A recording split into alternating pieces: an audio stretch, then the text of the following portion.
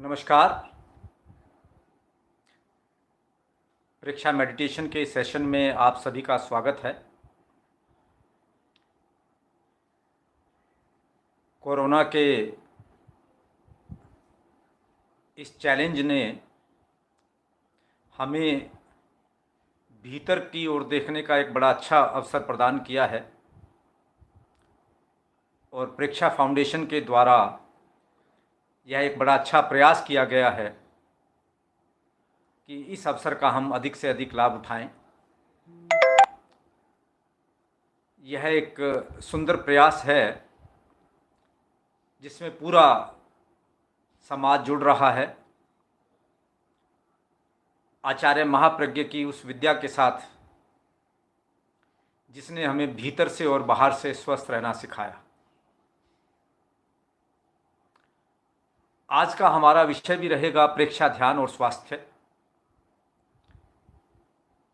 पहले हम ये जानने का प्रयास करेंगे कि बहुत संक्षेप में कि प्रेक्षा ध्यान के कौन कौन से चरण हैं और प्रेक्षा ध्यान का स्वास्थ्य से क्या संबंध है, और फिर हम थोड़ी देर के लिए उसका अभ्यास करेंगे।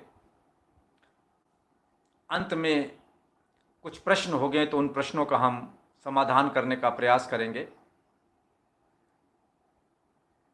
जैसा कि हम जानते हैं, आचार्य महाप्रज्ञ जी ने प्रेक्षा ध्यान की जब तक विधिवत शोध कर एक विधि का विकास नहीं किया था, तब तक ध्यान की एक व्यवस्थित विधि जैन परंपरा में नहीं थी। इसका श्रेय जाता है आचार्य श्री तुलसी को, जिन्होंने इस बात की ओर ध्यान दिया कि जैन परंपरा में सभी तीर्थंकर ध्यान की साधना के माध्यम से ही उन्होंने कैवल्य प्राप्त किया, और जैन परंपरा में जितनी भी मूर्तियां हमें मिलती हैं वे केवल ध्यान की मुद्रा में मिलती हैं। लेकिन यह होने के बावजूद जैन परंपरा में जैसे एक व्यवस्थित ध्यान की विधि का लोप हो गया था, और अपने बहुत ही प्रज्ञावान शिष्य मुनि नथमल, बाद में महाप्रज्ञ और आचार्य महाप्रज्ञ को उन्होंने यह निर्देश दिया कि वे इस पर शोध करें। और 2 दशक तक लगातार शोध करने के बाद, विभिन्न विधियों का अध्ययन करने के बाद, उनका अनुभव करने के बाद और जैन परंपरा के शास्त्रों का आगमों का अध्ययन करने के बाद जिस व्यवस्थित विधि का उन्होंने निर्धारण किया उसका नाम प्रेक्षा ध्यान है।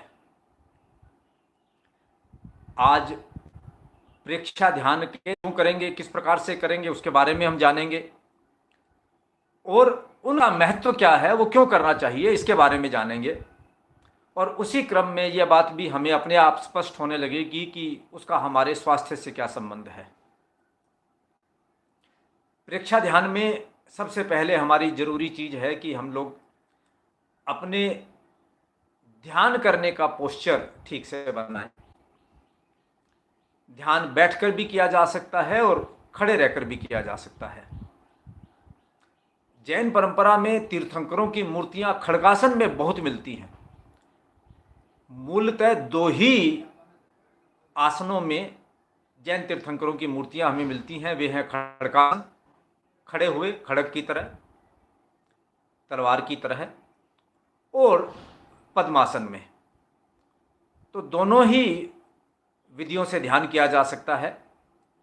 जैन परंपरा में खड़गासन को सर्वोत्तम माना गया है, क्योंकि उसमें ऊर्जा का प्रवाह बिना किसी बाधा के, बिना किसी व्यवधान के हमारे पूरे अस्तित्व में होता है।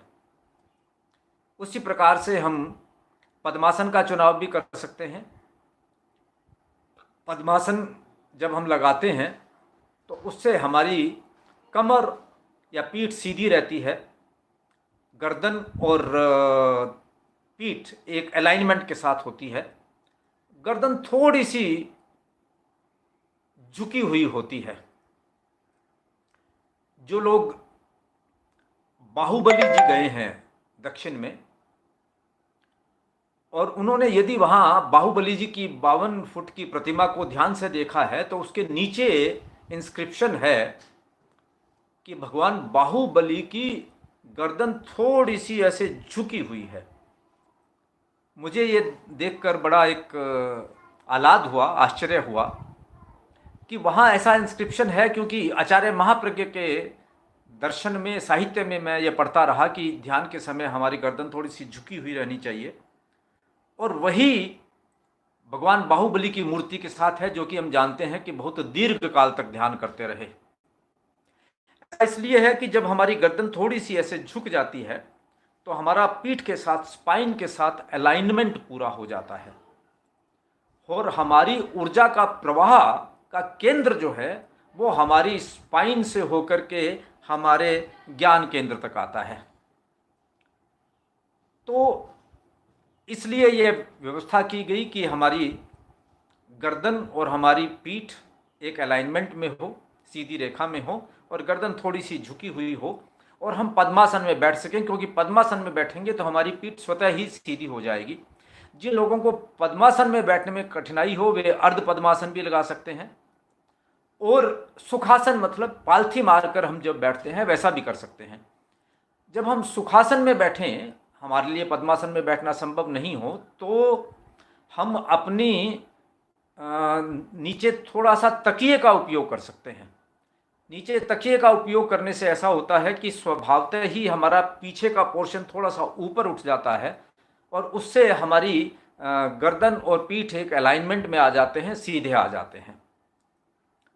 हाथ हम ज्ञान मुद्रा में रख सकते हैं अथवा वीतराग मुद्रा में रख सकते हैं। वीतराग मुद्रा की व्यवस्था केवल जैनों की ध्यान पद्धति में है, प्रेक्षा ध्यान पद्धति में है। और भगवान की जितनी भी मूर्तियां हैं पद्मासन में, वहाँ हम वीतराग मुद्रा लेते हैं। यह वीतरागता का, डिटैचमेंट का, अनासक्ति का विकास करती है। इसलिए वीतराग मुद्रा का जैन परंपरा में ध्यान में अतिरिक्त महत्व है। इसका हम उपयोग कर सकते हैं। हम चाहें जिनको यदि ज्ञान मुद्रा का अभ्यास हो तो वे ज्ञान मुद्रा का प्रयोग भी कर सकते हैं। इस प्रकार से अपने घुटनों पे हाथ रख करके थोड़ा सा हाथ अगर आप पीछे की तरफ ले जाएंगे तो स्वतः ही आपकी पीठ की रीढ़ की हड्डी अपने आप सीधी हो जाएगी। इस प्रकार से शांत मन से बैठे, पंखा वगैरह न चलता हो, बहुत तेजी से एसी वगैरह न चल रहा हो, मच्छर मक्खी, महाप्राण ध्वनि का महत्व हम समझें। महाप्राण ध्वनि केवल एक ध्वनि नहीं है। मैं आपको एक बार महाप्राण ध्वनि करवाकर बताता हूं, फिर उसके विज्ञान को समझते हैं। लंबा गहरा श्वास लिया,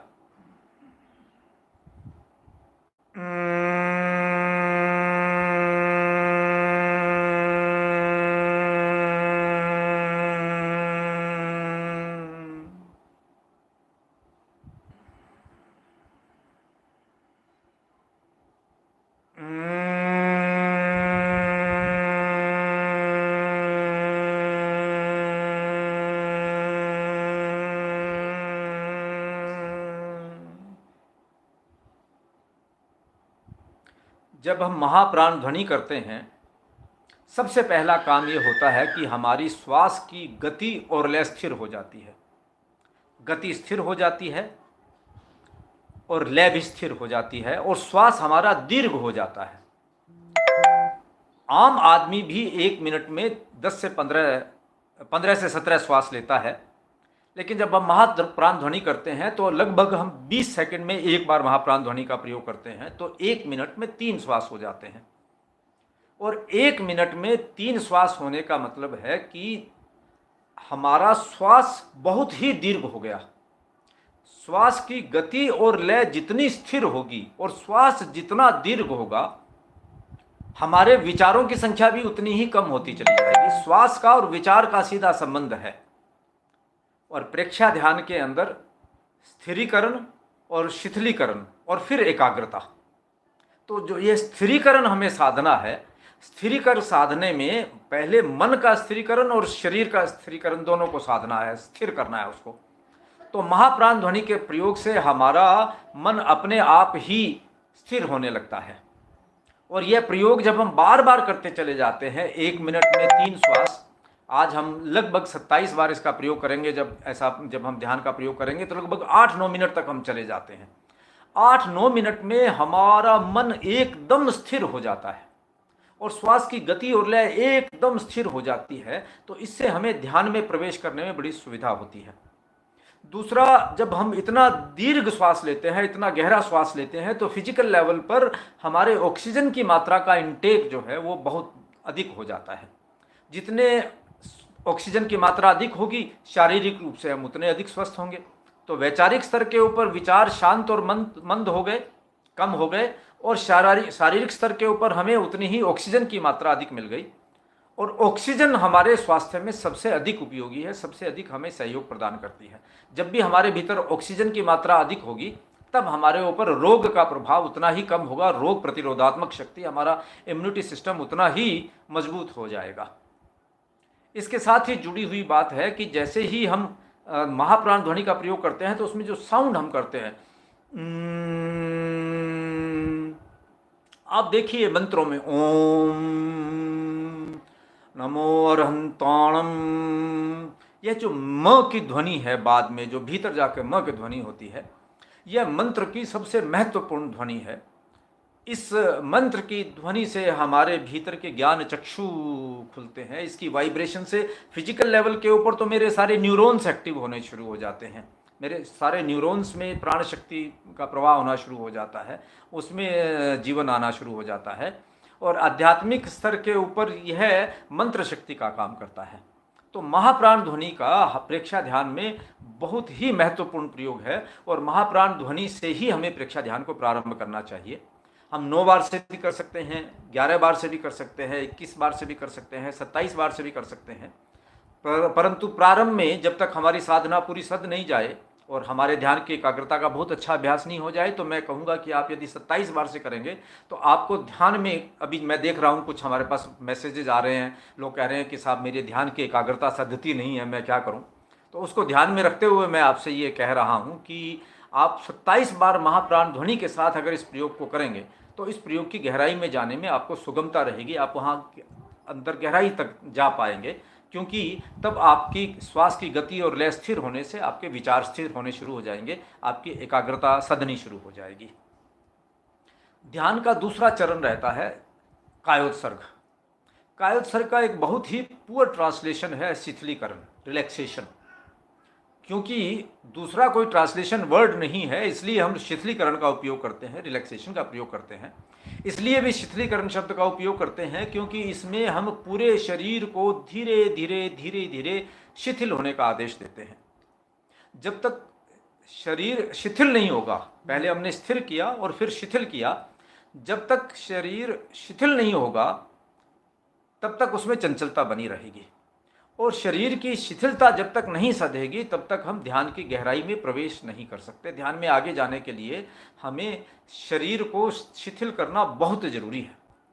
तो इसलिए प्रारंभ हम करते हैं अपने शरीर के शिथिलीकरण के साथ। यद्यपि हम इस बात को समझ लें कि कायोत्सर्ग प्रेक्षा ध्यान विधि में ध्यान का आदि बिंदु है, यहाँ से ध्यान शुरू होता है, और यही ध्यान का अंतिम चरण भी है, अंतिम बिंदु भी है, यहीं जाकर ध्यान समाप्त होता है।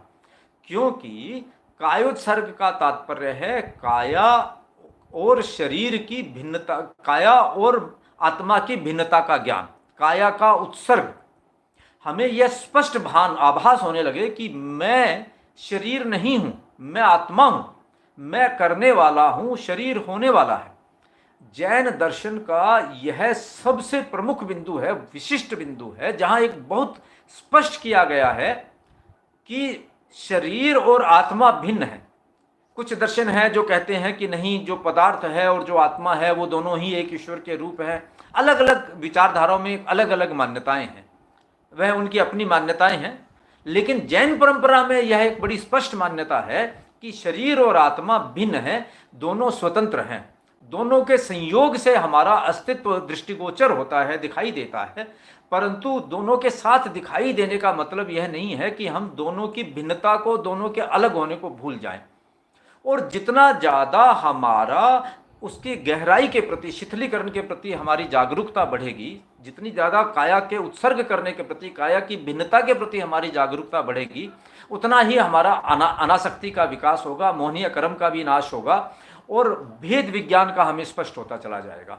और जब यह बिल्कुल स्पष्ट हो जाता है, हम अंतिम चरण पर पहुंच जाते हैं, तो वहां फिर हमें दिव्य ज्ञान की, कैवल्य की प्राप्ति होती है। वही उसकी चरम सीमा है। इसलिए मैंने कहा कि कायोत्सर्ग ध्यान का प्रारंभिक बिंदु है और कायोत्सर्ग ध्यान का अंतिम चरण भी है। हम शिथिलीकरण करते हैं। पहले दाहिने पैर के अंगूठे से हम लोग प्रारंभ करते हैं, धीरे धीरे शरीर के एक एक अंग को गहराई के साथ भीतर से देखते हुए, आंखों से देखते हुए नहीं, भीतर से देखते हुए हम आदेश देते हैं, शिथिल हो जाए, शिथिल हो रहा है, शिथिल हो गया है, हो गया है। उसके साथ अपने आप को जोड़े, महसूस करें कि वह वास्तव में शिथिल हो गया है, ऐसा अनुभव करें। और वहाँ दाएं पैर के अंगूठे से लेकर सिर की चोटी तक हम अभ्यास को इसको ले जाते हैं। कायोत्सर्ग का स्वतंत्र अभ्यास भी हम लोग 40 मिनट 1 घंटे का करवाते हैं, परंतु आज के अभ्यास के अंदर लगभग 10 मिनट का ही हमारा कायोत्सर्ग का अभ्यास हो पाएगा, क्योंकि हमें लगभग 25 से 30 मिनट का अभ्यास करना है। तो यह हमारा ध्यान का दूसरा चरण रहेगा।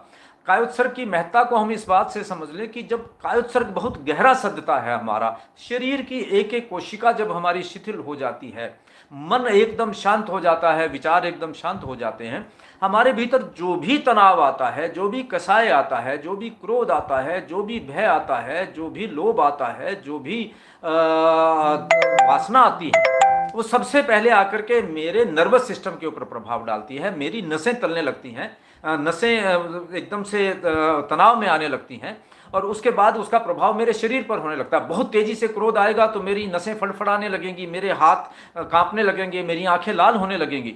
तो सबसे पहले मेरे भाव तंत्र का प्रभाव मेरे न्यूरो सिस्टम पर आता है, नर्वस सिस्टम पर आता है, फिर मेरे शरीर पर आता है।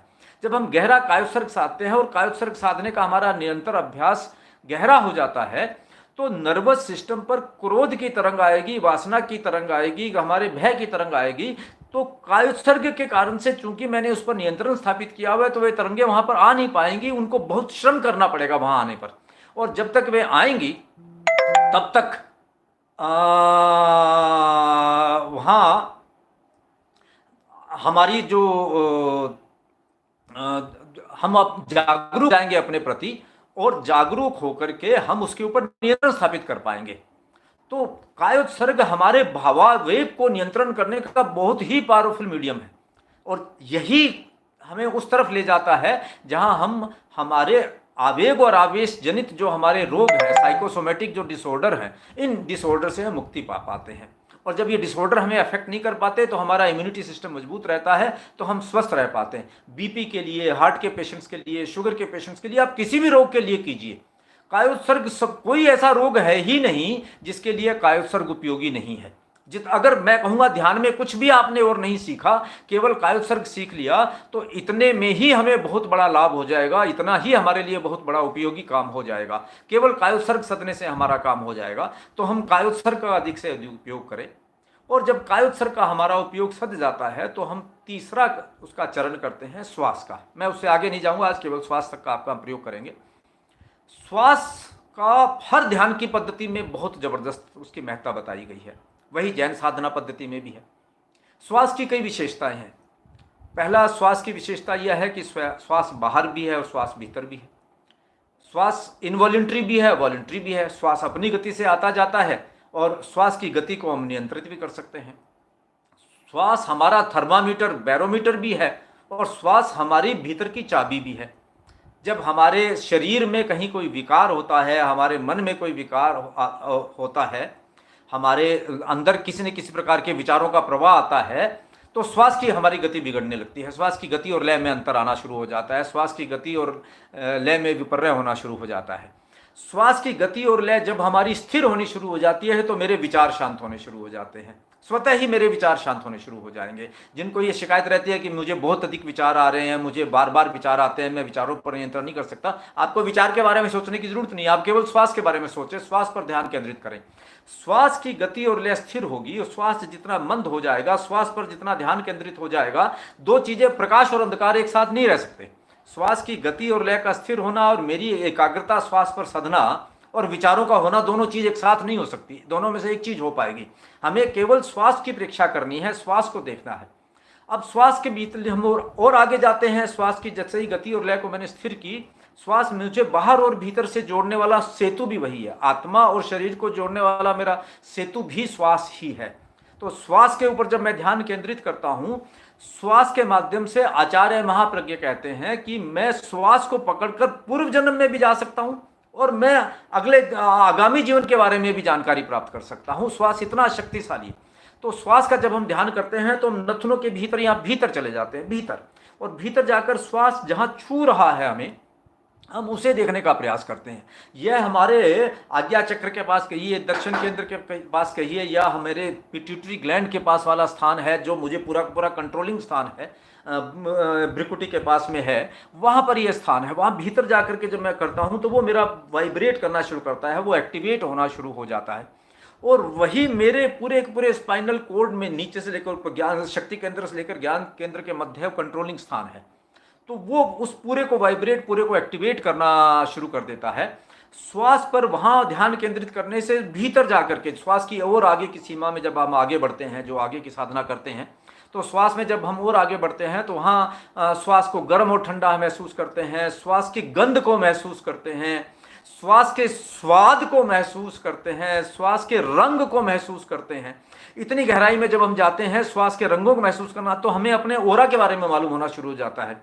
और वहीं ध्यान करते करते हम श्वास के साथ ध्यान करते करते अपने ओरा को परिवर्तन करना, अपनी दिशा को परिवर्तन करने का कार्य शुरू कर सकते हैं। तो श्वास जो है वो बहुत ही पावरफुल माध्यम है। तो यदि हम इन 3 चरण को भी साध लें, हालांकि प्रेक्षा ध्यान के अंदर फिर ज्योति केंद्र प्रेक्षा के प्रयोग भी हैं, मंत्रों के प्रयोग भी हैं, दूसरे प्रयोग हैं, पर आज समय की सीमा को देखते हुए और चूंकि यह एक सेशन रखा गया है तो हम केवल इन 3 चरणों का ध्यान करेंगे। पहले चरण के अंदर हम महाप्राण ध्वनि का प्रयोग करेंगे, दूसरे चरण के अंदर हम लोग शिथिलीकरण का प्रयोग करेंगे, कायोत्सर्ग का प्रयोग करेंगे, और तीसरे चरण में हम श्वास पर ध्यान केंद्रित करने का प्रयोग करेंगे। भीतर जाकर के केवल श्वास को देखने का प्रयास करेंगे, श्वास को महसूस करने का प्रयास करेंगे। और मैं ये कहना चाहूँगा कि यदि इतना हम कर पाते हैं 2 महीने के अभ्यास में, 3 महीने के अभ्यास में, इतनी गहराई हमारी इसकी भी सज जाती है, तो हमने ध्यान की प्रथम सीढ़ी को पार कर लिया। हम कह सकते हैं कि हम ध्यान के साधक बनने की हमने एंट्रेंस एग्जामिनेशन को हमने पास कर लिया है, इतना काम कर लिया है। इसके बाद धीरे धीरे जैसे आगे बढ़ना होगा तो फिर उस बारे में हम चिंतन करेंगे। जैसे ही हम श्वास पर ध्यान करेंगे, जैसे मैंने कहा कि एक तरफ तो श्वास की गति और लय स्थिर हुई, एक तरफ विचारों का प्रवाह हमारा शांत हुआ, विचारों का जो प्रवाह आना बंद हो गया। दूसरी तरफ श्वास को जब मैंने भीतर जानना शुरू किया तो फिजिकल लैंग्वेज में मैं कहूँगा तो मैंने अपनी पिट्यूटरी ग्लैंड को, पीनियल ग्लैंड को एक्टिवेट करना शुरू कर दिया, जो कि मेरी कंट्रोलिंग ग्लैंड्स है। और वो ग्लैंड्स जब मेरी एक्टिवेट होनी शुरू हुई, वहाँ से मेरे हार्मोन्स का रस जो है, हार्मोन्स का स्राव ठीक से होना शुरू हुआ, तो मैं पूरी तरह से स्वस्थ होना शुरू हो गया। और अगर मैं मेडिटेशन की भाषा में जाऊं, अध्यात्म की भाषा में जाऊं, तो वहाँ से मेरी चेतना का प्रवाह पूरा का पूरा नियंत्रित होना शुरू हो गया।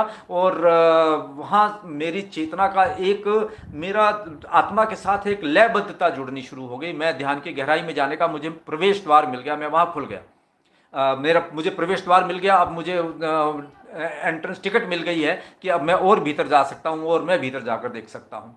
हमारे पास अध्यात्म साधना केंद्र दिल्ली में ऐसे ऐसे ध्यान वाले साधक हैं जिन्होंने केवल इन 3 प्रयोगों के माध्यम से, जब वो ध्यान की गहराई में जाते हैं तो 4-4 घंटे ध्यान से बाहर नहीं आते। वो 4-4 घंटे तक ध्यान की साधना में लगे रहते हैं और बहुत गहराई से वो ध्यान करते रहते हैं। तो वो केवल इन 3 का प्रयोग करते हैं। फिर उसके बाद अंतरयात्रा का प्रयोग भी होता है, वो थोड़ा और एडवांस स्टेज पर हो जाता है, उसके बाद में जाकर करेंगे। लेकिन हम आज केवल 3 प्रयोग के ऊपर करें।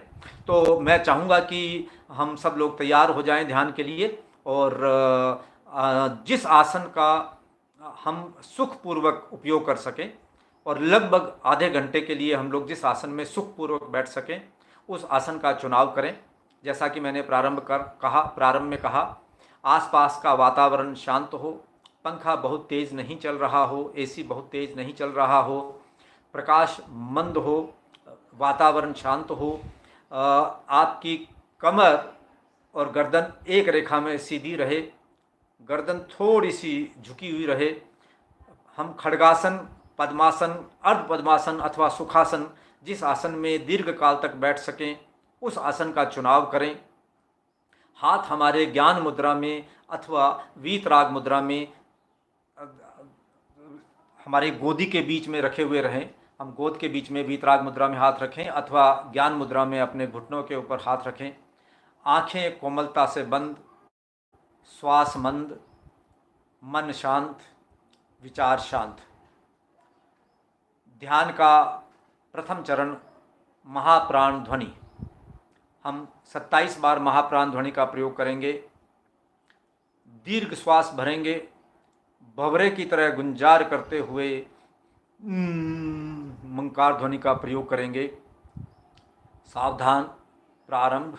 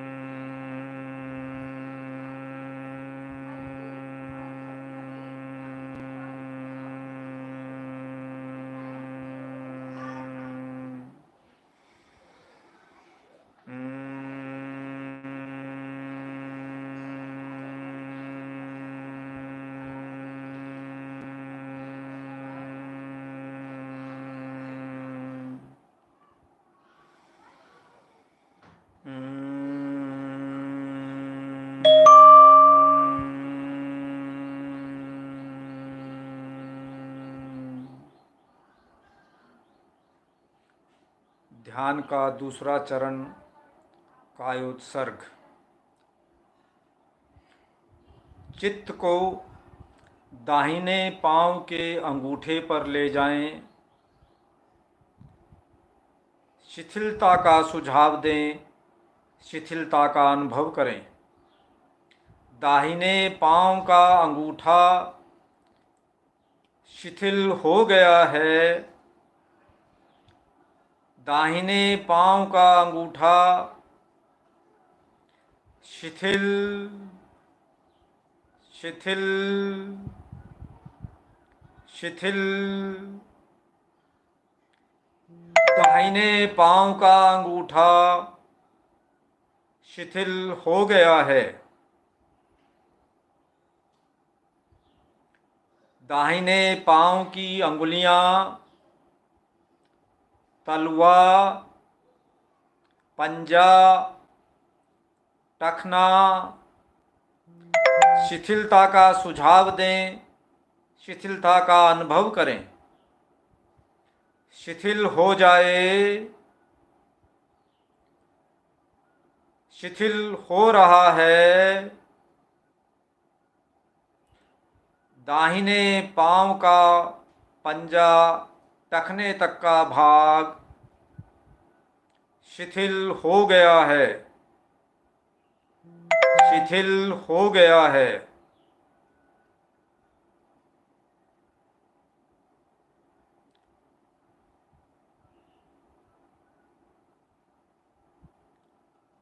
दाहिने पांव के टखने से घुटने तक का भाग शिथिल हो जाए,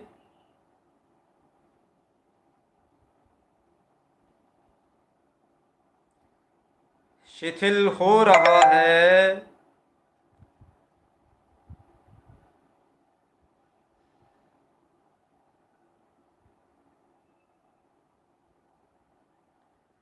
शिथिल हो गया है।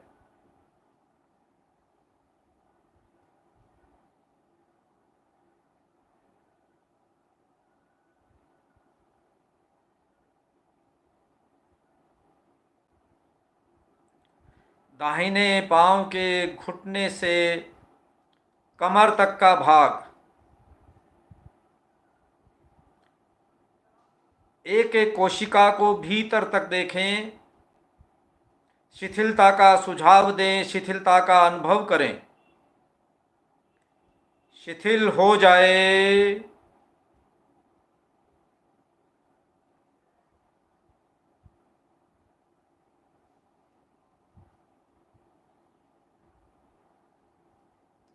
शिथिल हो रहा है।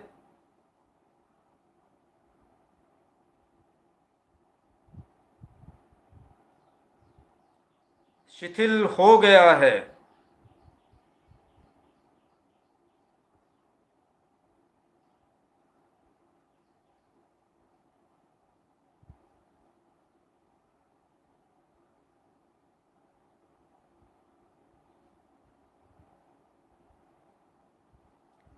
बाएं पांव का अंगूठा,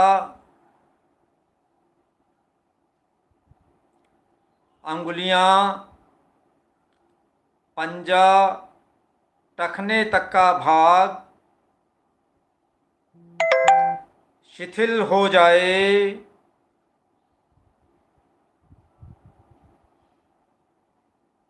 शिथिल हो रहा है, शिथिल हो गया है।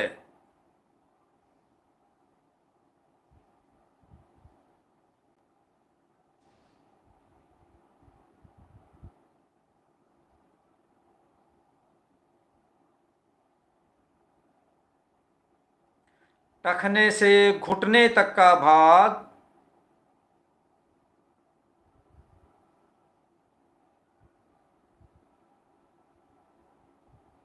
शिथिल, शिथिल,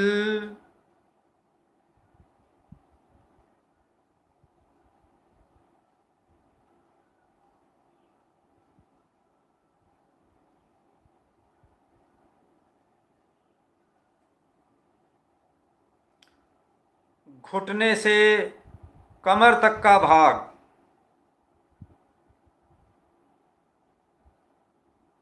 शिथिल,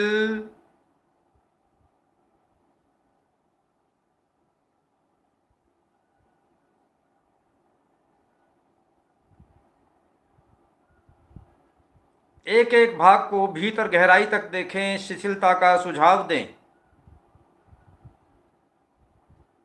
शिथिल,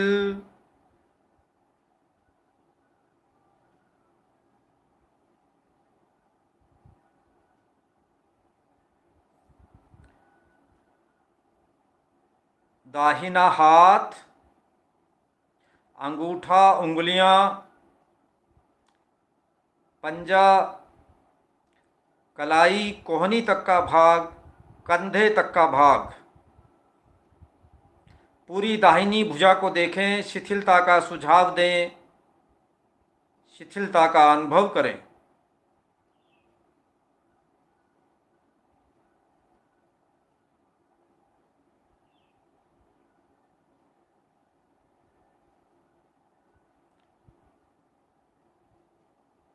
बायां हाथ, अंगूठे, अंगुलियां, कलाई, कोहनी से कंधे तक का भाग।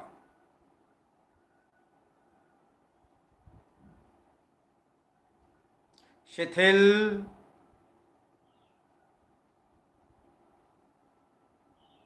शिथिल।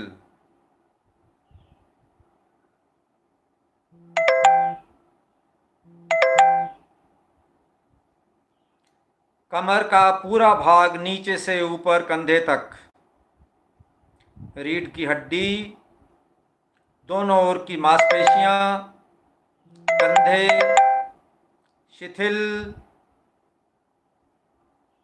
शिथिल, शिथिल।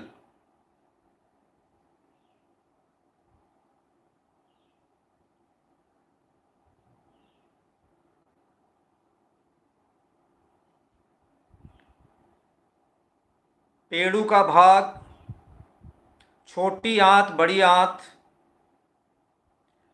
स्प्लीन, स्टमक, लीवर, दायां फेफड़ा, बायां फेफड़ा, हृदय का भाग, पसलियां, कंठ तक का भाग। शिथिल,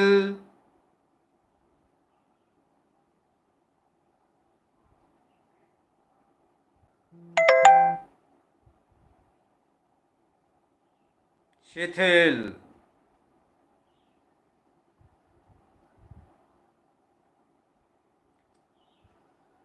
कंठ, गले, गर्दन के भाग को भीतर तक देखें, शिथिलता का सुझाव दें, शिथिलता का अनुभव करें।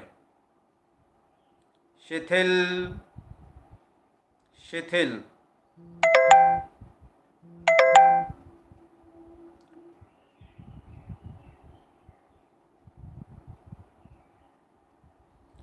चेहरे का भाग, नाक, कपोल, होंठ, दांत, मुख के अंदर का भाग, दाईं कनपटी, बाईं कनपटी, आंखें, मस्तक, सिर का पूरा भाग भीतर तक देखें।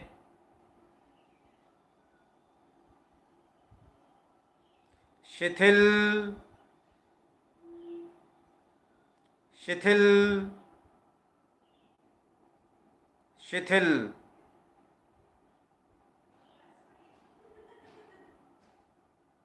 शिथिलता का सुझाव दें, शिथिलता का अनुभव करें।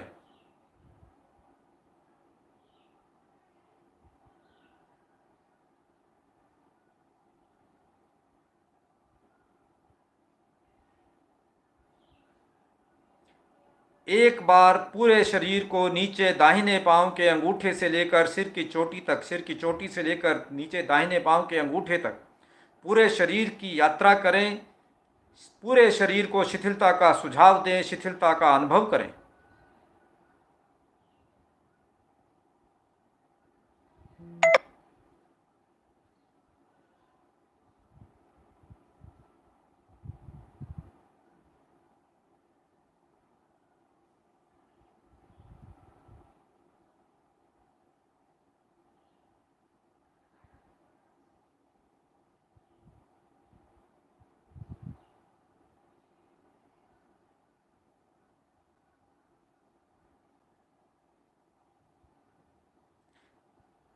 ध्यान का तीसरा चरण श्वास प्रेक्षा।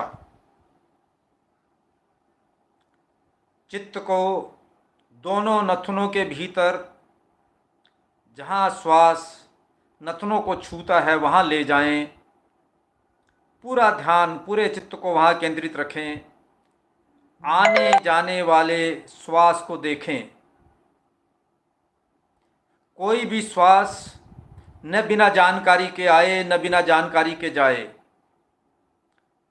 पूरा ध्यान श्वास पर केंद्रित, श्वास प्रेक्षा।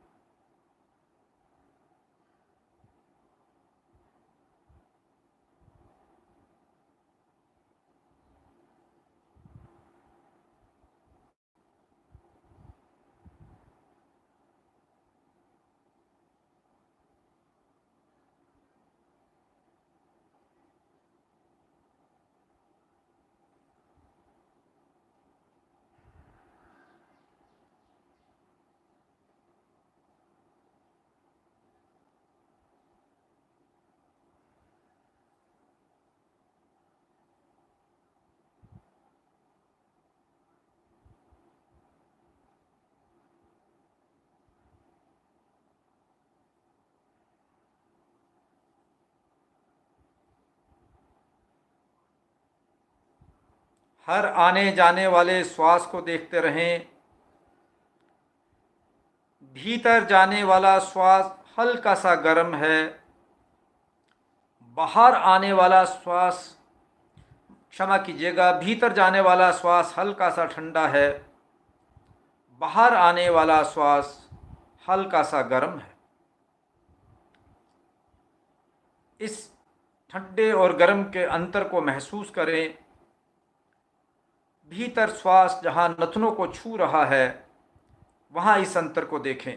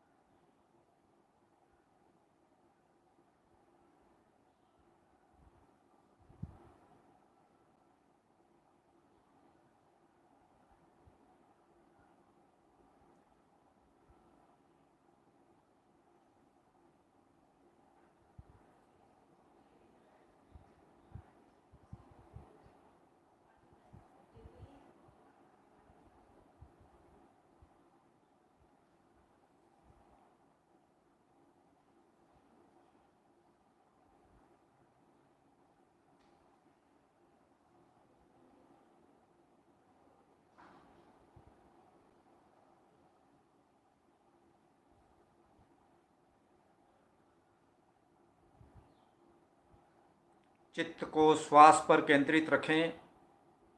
कोई भी श्वास न बिना जानकारी के आए न बिना जानकारी के जाए। श्वास की शीतलता और गर्माहट को महसूस करें।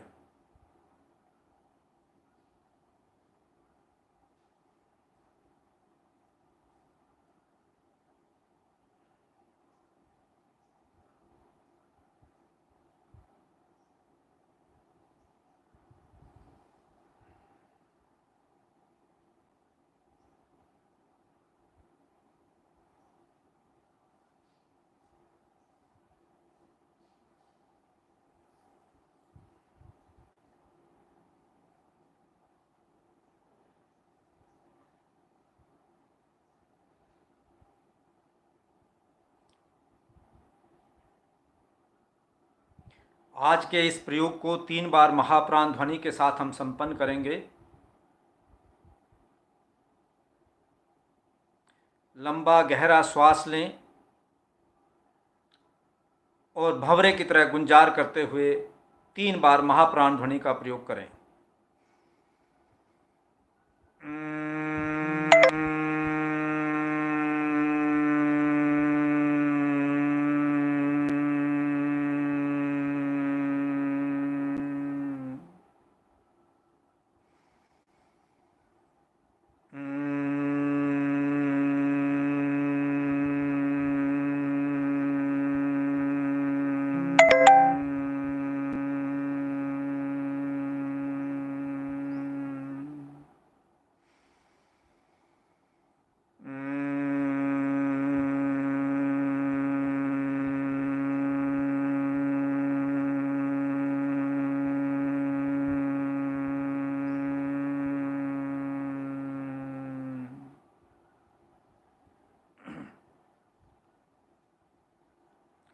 ध्यान का समय संपन्न, प्रयोग संपन्न।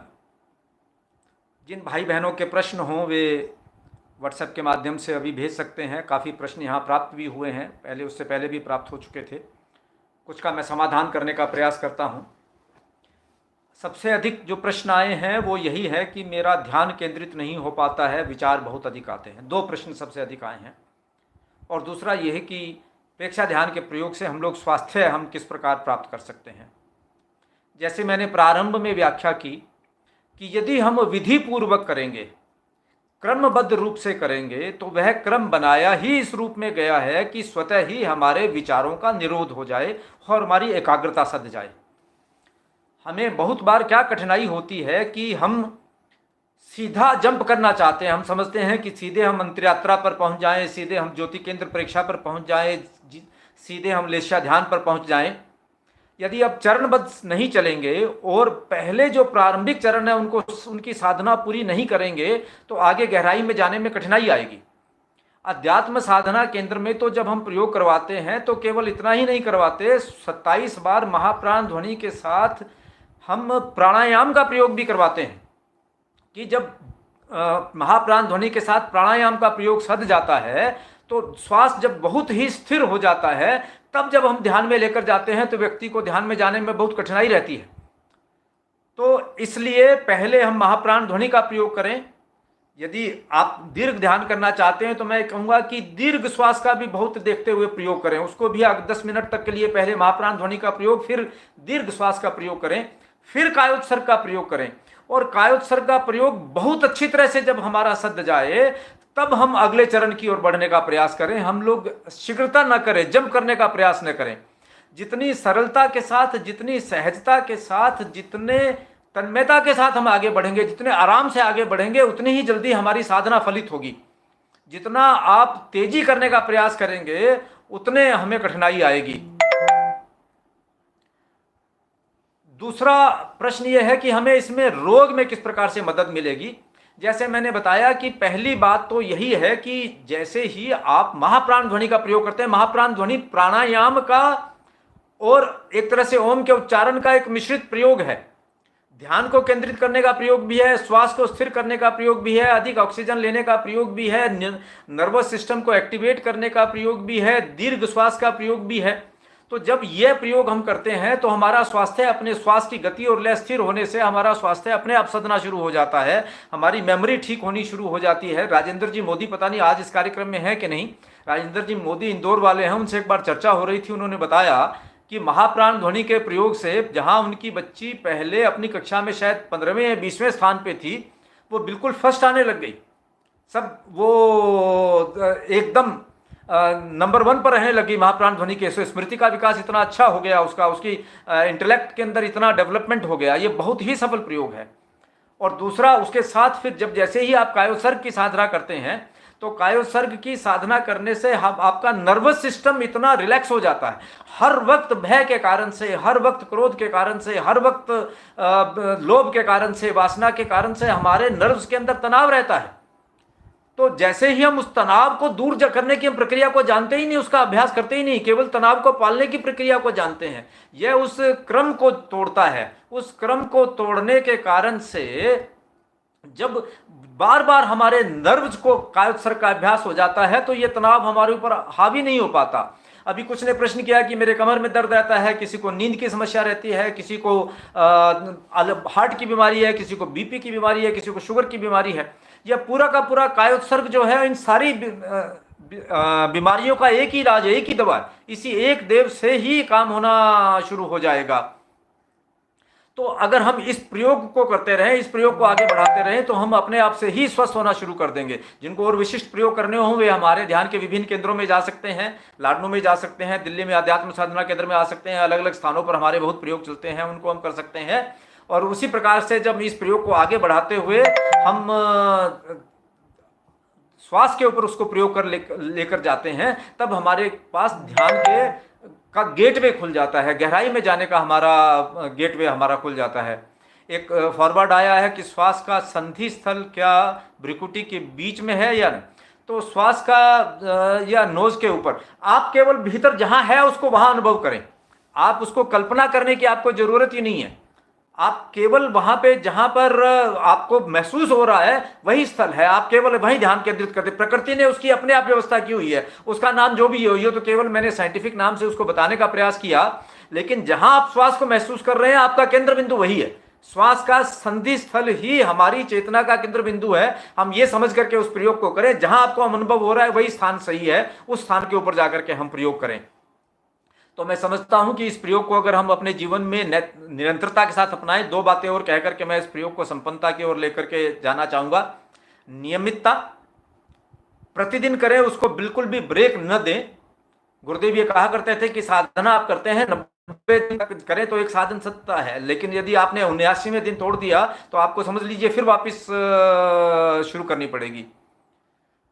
अभी आपने एक प्रश्न किया कि वो श्वास रुकता नहीं है, किसी ने भी प्रयोग किया महाप्राण ध्वनि के समय, लेकिन आप अभ्यास करते रहिए, ये केवल अभ्यास साध्य है, अभ्यास से ही ये प्रयोग होना है। और दूसरा ये कि जो समय आप निर्धारित करते हैं उस समय के साथ ही आप उसको करें, क्योंकि आपकी बायोलॉजिकल क्लॉक उसके साथ फिक्स हो जाती है। आपको एक समय के अनुसार भूख लगती है, एक समय के साथ आपको घूमने का मन करता है, एक समय के साथ आप वो भी जाते हैं।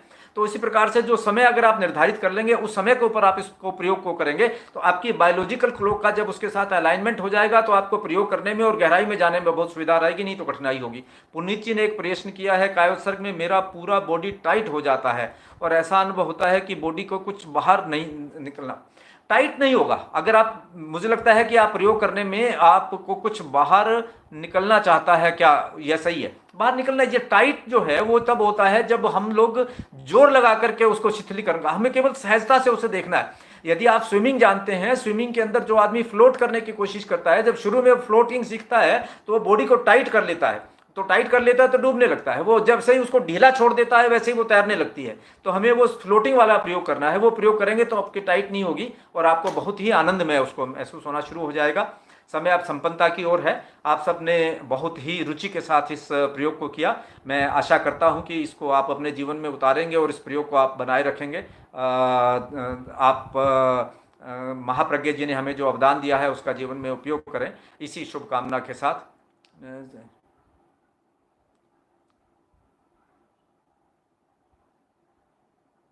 आपने लिखा उबासी बहुत आती है, महाप्राण ध्वनि के अभ्यास से अब उबासी अपने आप दूर होनी शुरू हो जाएगी। बहुत तेजी से प्रश्न आ रहा है, क्या हम परीक्षा ध्यान भोजन के बाद कर सकते हैं? नहीं, खाली पेट करना उचित रहेगा, क्योंकि भोजन के बाद तो आपको वैसे ही आलस्य आने शुरू हो जाएगा। आप बिल्कुल जितना अधिक खाली पेट होगा, इसलिए सुबह किया जाता है, पेट खाली होगा उस वक्त ध्यान करेंगे तो श्वास दीर्घ होगा। जितना पेट भरा होगा उतना श्वास छोटा होगा, इसलिए उस वक्त नहीं करना चाहिए। मूल बंध का क्या मतलब होता है? मूल बंध में जो हमारे गुदा को हम भीतर खींच लेते हैं तो ऊर्जा का प्रवाह नीचे से जो बाहर निकलता है उसको हम लोग रोक देते हैं, उसका प्रयोग किया जाता है। मूल बंध का प्रयोग उसमें किया जाता है। समय संपन्न हो गया। आप सबको बहुत बहुत धन्यवाद। मैं इस कार्यक्रम से को संपन्न करने के लिए जाऊंगा। धन्यवाद।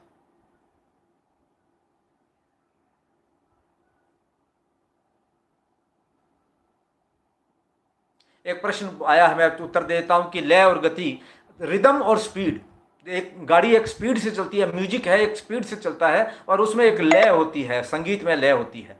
तो जो गति भी रहे और उसके अंदर लय भी रहे, उसकी रिदम भी बनी रहे, लय और गति से उसका मतलब यह है। Thank you.